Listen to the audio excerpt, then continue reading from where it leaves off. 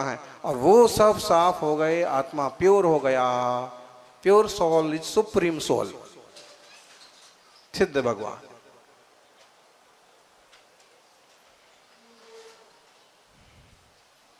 बरोबर छे,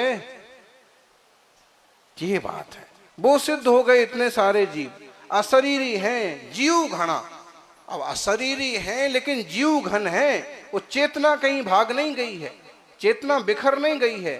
चेतना उनकी वैसी कि जो आखिरी शरीर प्रमाण था उस तरह के रूप में वो चेतना एकत्रित है।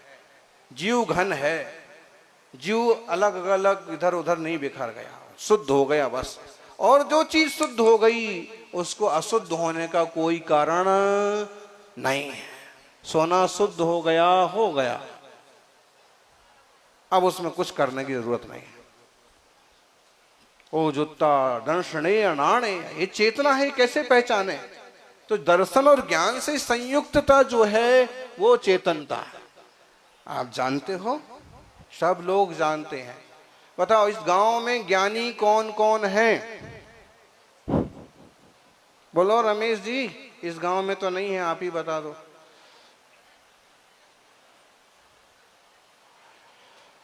मिश्रा जी, ज्ञानी कौन कौन है? आप ज्ञानी हो कि नहीं? भाई मुनिराज तो ज्ञानी हैं।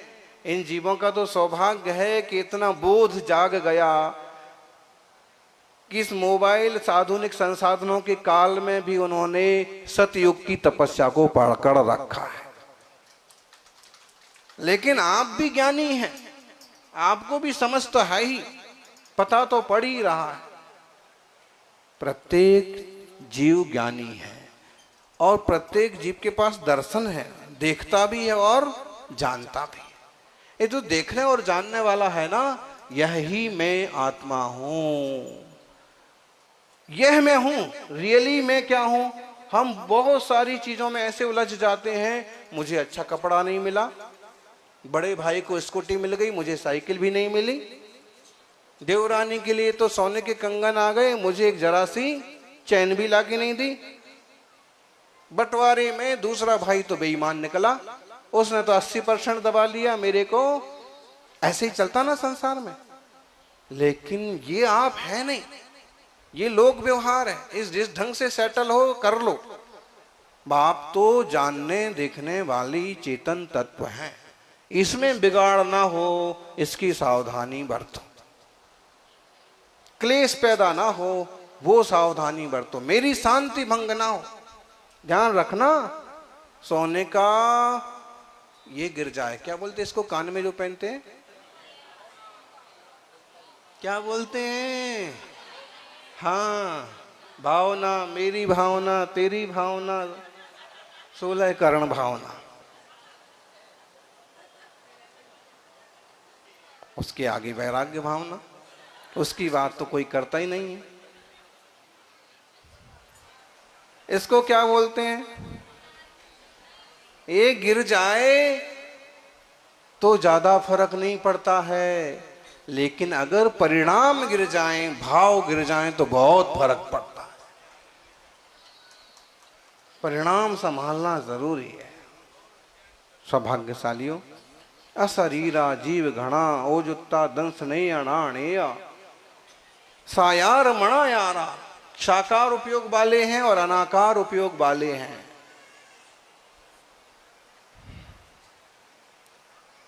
सगुण भक्ति, निर्गुण भक्ति। दूसरा साकार भक्ति, निराकार भक्ति। हम महावीर स्वामी को, राम जी को एक आकार बना के पूज रहे हैं, ये क्या हो गया? लेकिन देखा जाए तो सिद्ध जो हैं उनको ऐसा शरीर नहीं है, फिर भी उनके आत्मा प्रदेश हैं, वो अभी साकार हैं। साकार है, साकार का मतलब है अंतिम आकार प्रमाण, लेकिन वो हमारी आंखों के विषय नहीं है, इसलिए अमूर्त होने से निराकार है। देखो भाई, लोग कितने बुद्धू हैं कि मूर्तियों को तो कहते हैं बुत परस्त, बूत कहते हैं, और कहते हैं कि हम निराकार को मानते हैं। लेकिन वास्तव में साकार परमात्मा और निराकार परमात्मा दोनों की आराधना हमारे देश में स्वीकार की गई। हम मुनि हैं, हमें प्रतिमा जी श्री जी के दर्शन हो जाएं तो भी ठीक, ना हो जाएं तो हमें कोई फर्क नहीं पड़ता।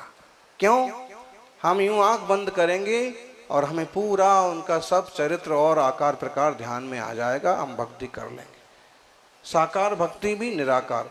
लेकिन आम जनता जिनको समझता नहीं है उनको साकार चाहिए। देखो भाई ये फोटो देखो, ऐसे तपस्वी होते हैं, वो आकार देखते हैं, आकार से फिर सीखते हैं, भक्ति करते हैं। तो साकार निराकार लक्षण में हम तो सिद्धाणम, ये सिद्धों का लक्षण है। सिद्ध भगवान शुद्ध हैं, बुद्ध हैं, निरंजन हैं।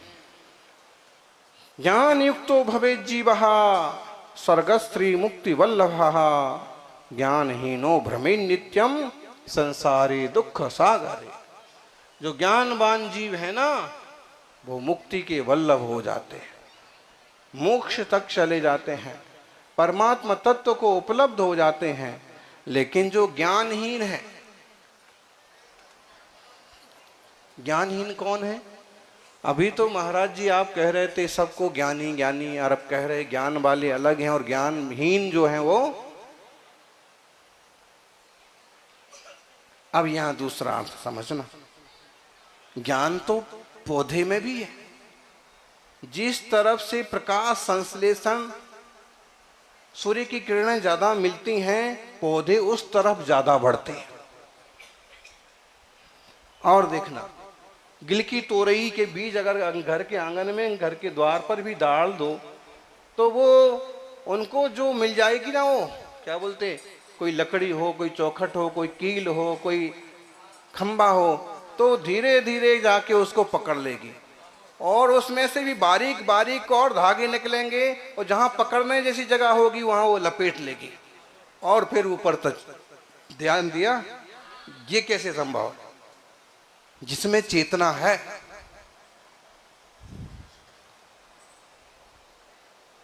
जीव उसमें भी है। अगर आप जलते हुए दीपक को गिलास से ढक देंगे, सूथ से क्या होगा?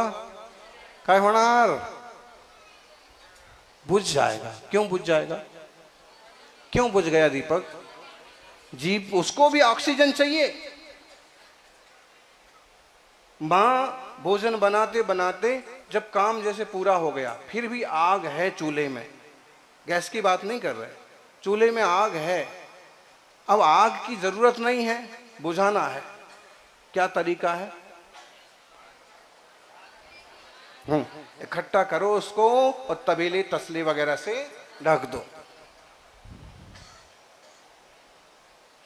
उसको ऑक्सीजन नहीं मिलेगी। अग्नि का एक जीव है वो। जगदीश चंद्र बसु बंगाल में भारत के एक बड़े वैज्ञानिक हुए और उन्होंने ये सिद्ध किया कि पेड़ पौधे वनस्पतियां भी जीव हैं।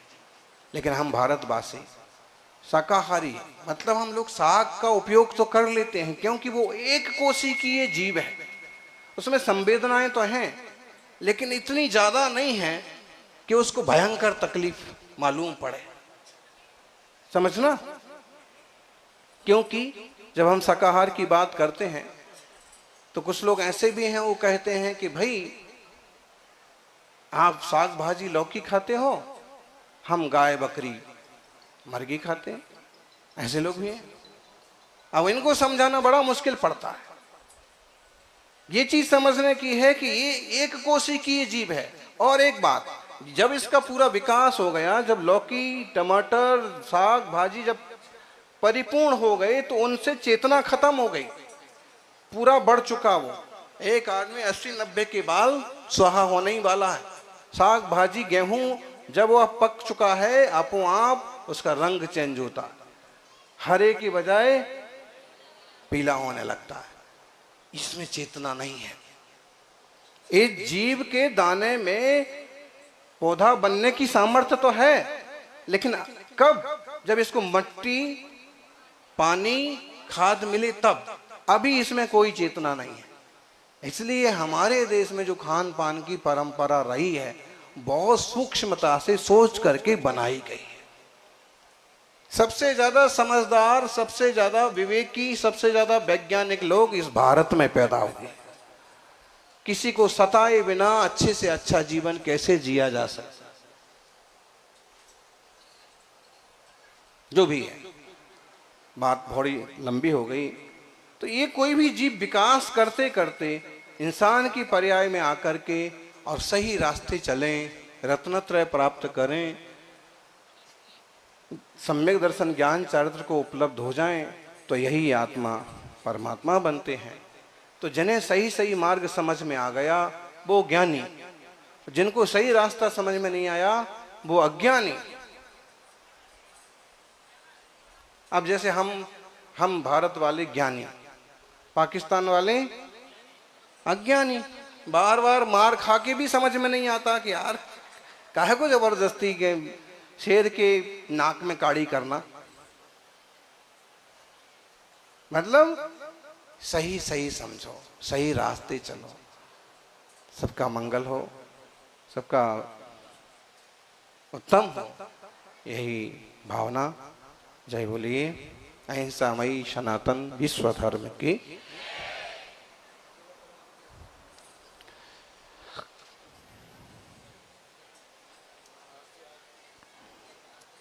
अभी आप लोग बिल्कुल, मतलब अभी आधे घंटे और बोलें तो आप लोग सुनते रहोगे। हाँ, लेकिन हमारा प्रतिक्रमण है, फिर हम उसके बाद ध्यान करेंगे, उसके बाद स्वाध्याय करेंगे। तो अभी आज इतना ही ठीक है, फिर अपन सुबह बैठेंगे, फिर दोपहर को बैठेंगे।